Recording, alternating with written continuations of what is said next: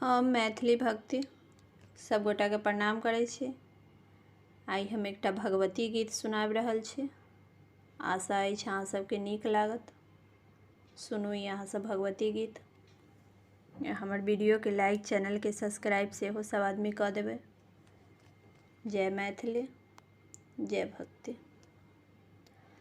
लाल चरण अछि तोहार हे जननी, लाल चरण अछि तोहार, लाल चरण अछि तोहार हे जननी, लाल चरण अछि तोहार। लाल आसन लाल सिंहासन, लाल आसन लाल सिंहासन, लाल लागल ओहार हे जननी, लाल लागल ओहार हे जननी, लाल चरण अछि तोहार, लाल चरण अछि तोहार हे जननी, लाल चरण अछि तोहार।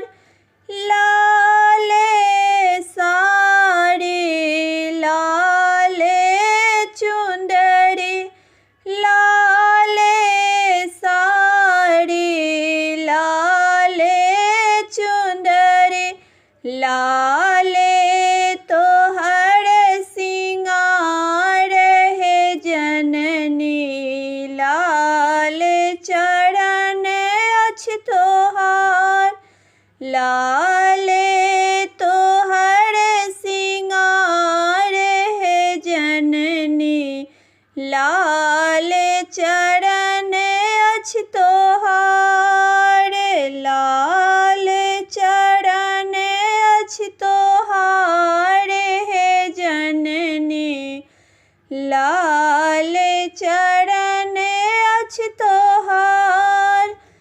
लाल सिंदूर लाल बिंदी, लाल सिंदूर लाल बिंदी, लाली तोहर लीलार हे जननी, लाली तोहर लीलार हे जननी, लाल चरण अछि तोहार, लाल चरण अछि तोहार हे जननी, लाल चरण अछि तोहार।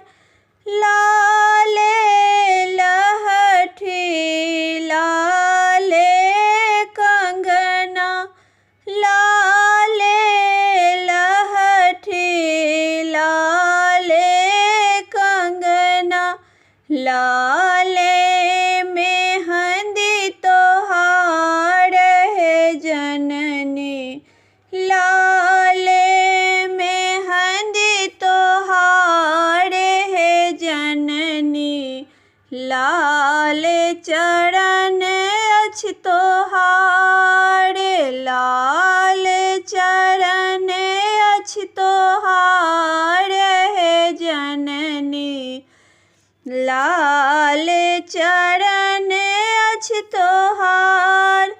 लाल भोजन लाल फूल, लाल भोजन लाल फूल, लाल पूजा तोहार हे जननी, लाल पूजा तोहार हे जननी, लाल लाल चरण अछि तोहार, लाल चरण अछि तोहार हे जननी, लाल चरण अछि तोहार, लाल चरण अछि तोहार हे जननी, लाल चरण अछि तोहार।